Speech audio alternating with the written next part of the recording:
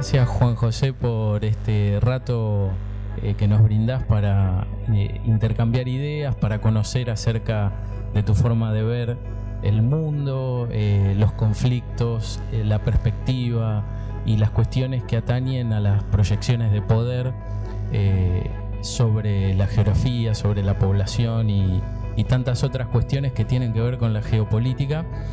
Te agradecemos, aparte, por recibirnos acá en la Escuela Superior de Guerra, que es donde vos das clase de posgrado.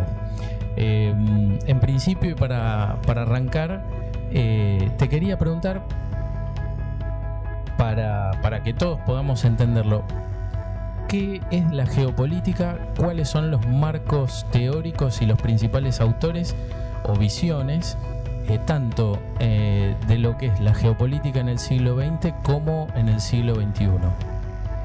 Bueno, antes que nada, te agradezco, Damián, la gentil invitación, es un gusto.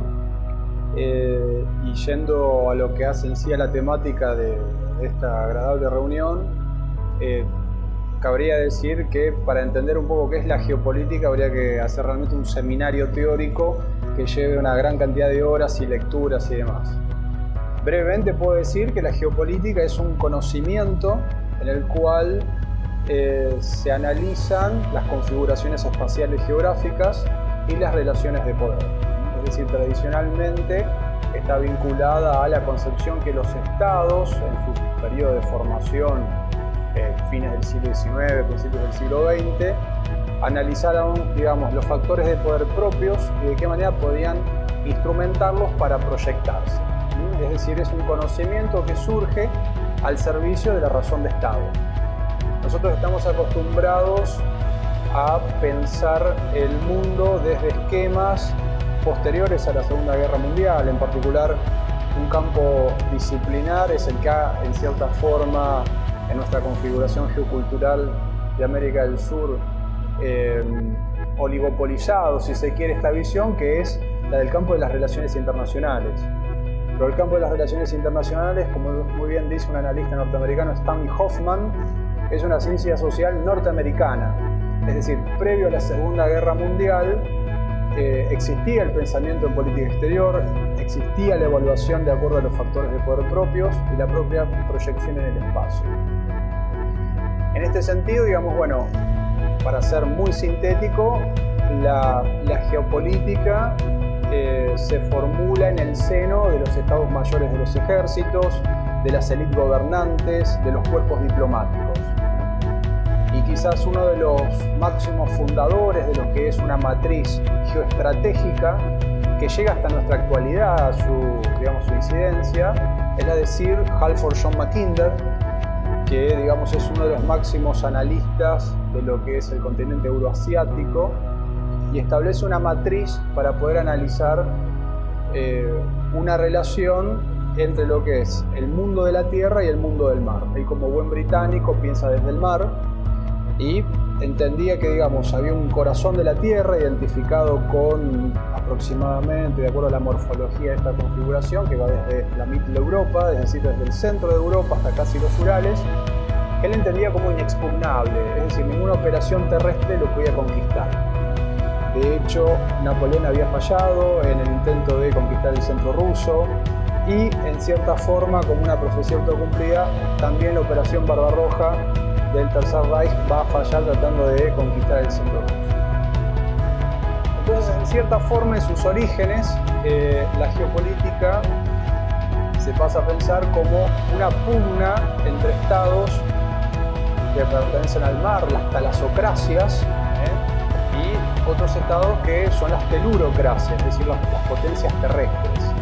Esto mismo lo van a comprender geopolíticos germánicos como el general Karl Haushofer y un politólogo como Carl Schmitt, previo a la guerra y después de la Segunda Guerra Mundial, en el sentido de pugna esto entre esencias. Ellos decían, bueno, nosotros, que somos alemanes, deberíamos tener una alianza con otra potencia terrestre, por caso los rusos, más allá del régimen gobernante, y, digamos, tener un dominio de lo que sería Eurasia frente a las potencias marítimas, que son Gran Bretaña y esta nueva potencia emergente que es los Estados Unidos.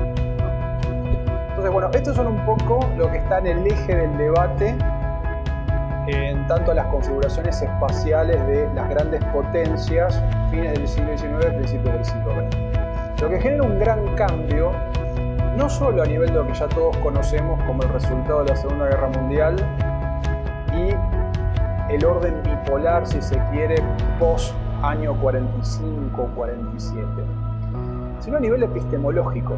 ¿Por qué? Porque la geopolítica, en cierta forma, pasa a estar asociada con el Tercer Reich, con el expansionismo nazi, y en cierta forma pasa a ser demonizada. Es decir, no se puede hablar, ni pensar, ni leer geopolítica. Cuando todos los actores, todas las potencias del primer orden y del segundo orden, siguen haciendo geopolítica. Estados Unidos sigue haciendo geopolítica, en su doctrina de la contención durante la Guerra Fría. Los rusos, los soviéticos siguen haciendo geopolítica, los británicos siguen haciendo geopolítica. Van a surgir escuelas geopolíticas en América del Sur, tomando estas fórmulas de los geopolíticos europeos, trayéndolas, intentando trasplantarlas a América del Sur, ¿no? Es decir, se sigue haciendo geopolítica porque hay una realidad que no se puede invisibilizar, que es la lógica de poder.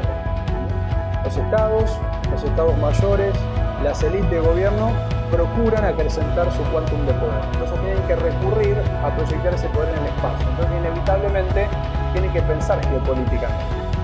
Ahora, ¿por qué digo epistemológicamente?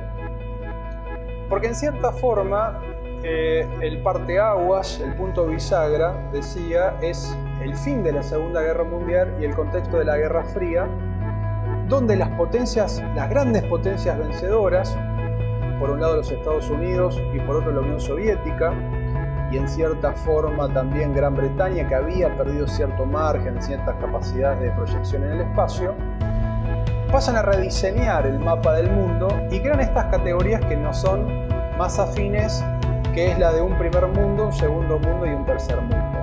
Es decir, en el primer mundo estaban aquellos que habían alcanzado el crecimiento económico y el desarrollo tecnológico. Había un segundo mundo que también habían alcanzado el desarrollo tecnológico, pero tenía una ideología. El primer mundo se asumía que no tenía ideología. Y esta otra gran configuración, en una jerarquía, era una subjerarquía, una subcategoría, que era el tercer mundo. Es decir, es el espacio donde habitan los subdesarrollados, los que no alcanzaron el crecimiento económico, los que viven en su mayoría siendo colonias europeas, a los cuales hay que llevarle la libertad, a los cuales hay que llevarle la asistencia técnica. Es decir, son aquellos que quedaron en el curso de la historia y no pudieron subirse al tren del progreso. Es decir, entonces esta configuración de tercer mundo, que nosotros hemos naturalizado y hemos repetido hasta el hartazgo, en cierta forma ha predeterminado toda nuestra constelación epistemológica. Es decir, desde dónde nos proyectamos al mundo, desde dónde pensamos. Como dicen los internacionalistas, terminada la Guerra Fría, parecería que termina en cierta forma alguna de estas configuraciones del conocimiento, pero no es así, se retransforman. Entonces estas categorías pasan a, digamos, a penetrar en conceptos como los de países desarrollados, países industrializados, países en desarrollo, países menos desarrollados.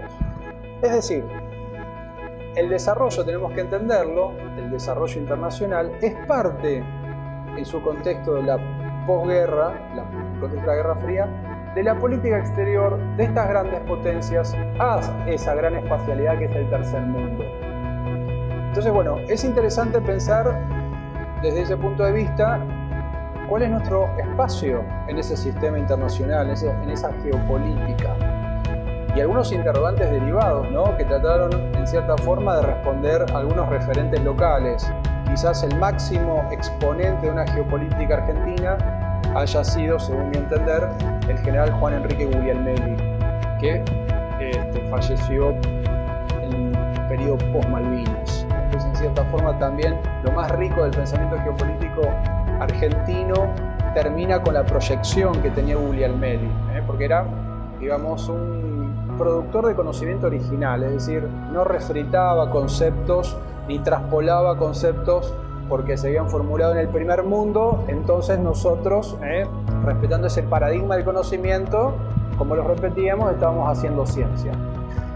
Pero interrogantes de estas características: ¿nosotros pertenecemos a Latinoamérica o pertenecemos al mundo del mar? Tenemos que tener alianzas y alineamientos, digamos, con potencias que son clásicas del mundo marítimo, talasocráticas como Gran Bretaña y Estados Unidos, o tenemos que generar rupturas estratégicas y aliarnos con potencias de otras regiones, como por ejemplo en su momento la Unión Soviética, hoy Rusia, o el gran gigante asiático que es China.